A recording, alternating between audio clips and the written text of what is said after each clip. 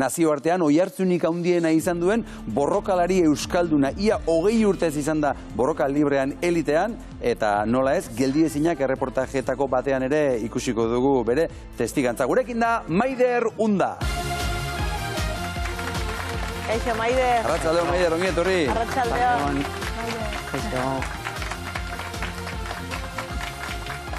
Beno, Maider, zure kirol karrerari buruz hizketan hasi aurretik, zer moduz baserrian, zer moduz daude argiak, zer moduz dago dena? Lasai, denboraldi honetan, udazkenean lasai hartzeko momentua izaten dira. Orain Arkume festa hasiko da, ezta? Hemendik aurrera, ezta? Gu beranduago, gu urtarrian. Geldiezinak proiektuan zuk ere parte hartu duzu. Izan duzu aukera lehendabiziko atala Ibonerena ikusteko? Bai, oso reportai politia da, ez? Nola bizi izan duen emakume batek orain dela zenbat urte, kirola hori, guretzat eredugarria izan beharko luke. Duk ez genuen ezagutzen, egia esan harrituta utzi gaitu, zuk esan duzu, flipatuta geratuko zen jendea, eta guala geratu gara, zuk ezagutzen zenuen? Bai, ikusitea geneukan, ez? Bai, fundazioekin ekitaldi batean partu hartutakoa zen, eta bai, historia genkien, baina benetako historia erreportaiarekin ikusi dugu.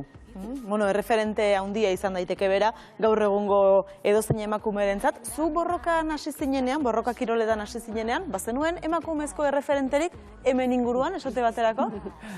Ez, zoritxarrez nik ez nuen erreferentirik izan.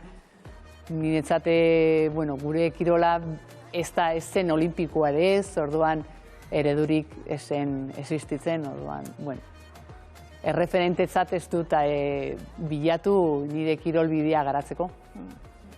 Eta zuk atzetik datorren norbait edo zuk jarraitzen dituzu, gazteak eta jarraitzen dituzu, ze orain zu bazara norbaiten erreferente, ez da? Bai, politia da, hori, jente berria eta gaztea, ikustea nola lan egiten dute eta, behintzat eredu batekin aurrean.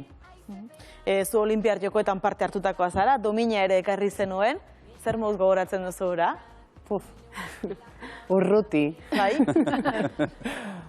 Bai, kirol ibilbidean zaudenean gauza asko ez zara gai, batez ere baloratzeko. Eta bizi duzu zure burbuian eta eguneroko batean. Eta askotan dominaren dizdirarekin edo argiarekin geratzen gara, baina bere alde iluna ere izango du, ezta?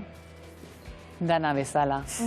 Dominak momentuan argitasun handia erakusten du, baina bai, horrek beti geratu, ni beti izan dut ilunak beti geratuko da ilunpetan, hobeto. Zure atalean, etzara bakarrik azalduko, Garoa Martinez Altera eta Angela Vilariño pilotua ere agertuko dira. Kirol maskulinoetan aritu zareten emakumeek alegin berezi bat egin behar izan duzue? Nire kasuan, nire begiak ez dute ikusi alegin hori, ez dute nahi izan ikusi. Baina bai, hor errealitate badago, gizonak menderatzen duten kirol batean sartu nintzen, eta bai, hor egon da. Baina hor beti izan dut, itzalak izan diala. Eta itzaletan jarraituko dutenak. Eta hor garrantzitsua izango da noski, norbere gaitasuna, norbera kirolari bezala, eta bide lagunak ere, bai, ez da? Ondoan zein daukazun, zuri laguntzeko, bultza egiteko?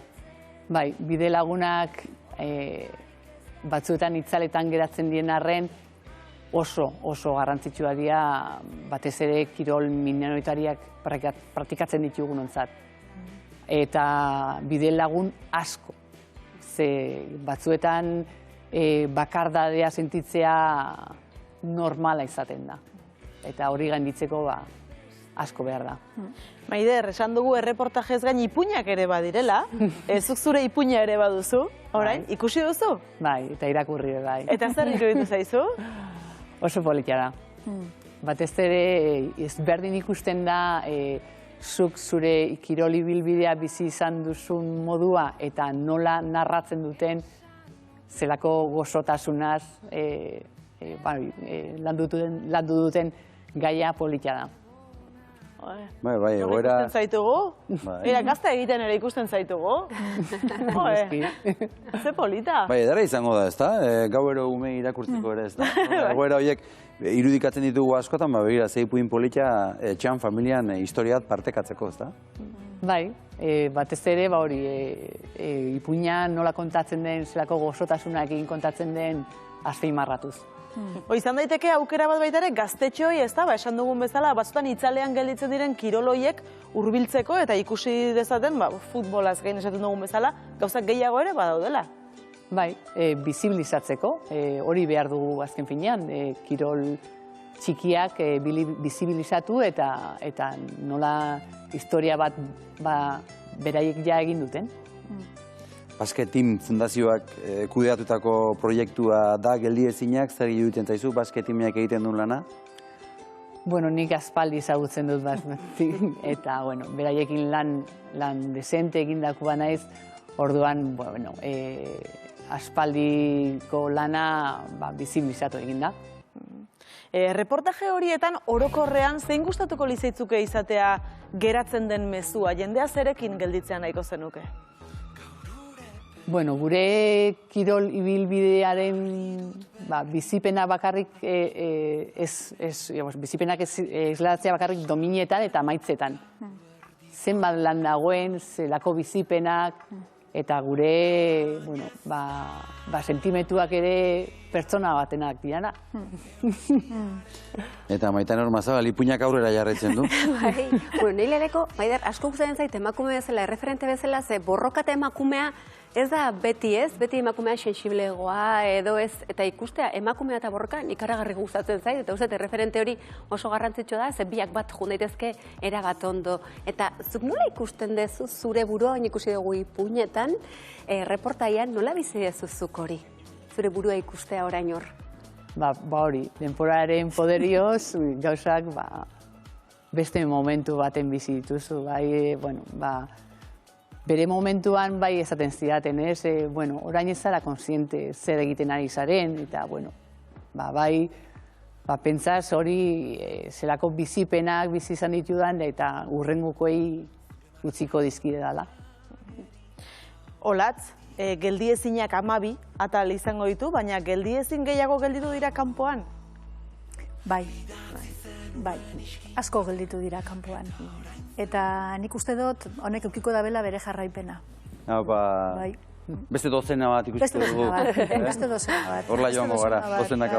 Mailaz maila joango gara, ez? Ondo. Ana, gogoratuko dugu, igandean, helmuga saioa 11:00 ez da? 11:00. Euskal Telebistan. Hori da pare bat erreportaje, lehenengo, guk lantaldeak osatutako, landutako erreportajea, eta gero, Bastimek egindakoa. Horrekin osatuko dugu ordu erdi dotore bat. Eta Maiderrena azaroan ikusiko dugu. Bai, azaroan. Oso, ongi. Maitan Ormazabal, ze mezurekin amaitu nahi duzu gaurko eguna? Gaur bi gauza nahastu behar ditut, eta bat lehengoa, sentitzen eta asko baino geldiezina gea ja, eta kiroletan ere akelarre bat egiteko gogoa daukagu, ze, ia da, bisibilizatzen nahi gala eta kanpokaldean ikusten dela, baina struktura goikaldeko hietan, oraindikan, beldurra asko dago emakumea sartzea, akelarrea eta sortzea gustatzen zaigulako, eta orduan gauza asko aldatuko direlako kirol mailan. Orduan, akelarrerako pres gaude, eta beste gauza bat, Anak esan du momentu batean, denbora guztian, gizakiak behin da berriz egin dugu berdina, banatu, gauza banatu, lehengo mundua, bigarren mundua, gauzako ondo, txarre, emakumea, gizona, ez daude mundu bakarran bizigea, eta mundu berdina konpartitu barra daukagu. Maitan Ormazabal, mila esker gaur ere gurekin. Aste buru honena izan, datorren aste arte. Eta Olatzan eta Maider, mila esker benetan gurekin izatearren, eta ezagutuko ditugu geldiezinak. Eskerrik asko. Eskerrik asko denei etortzegatik. Guazen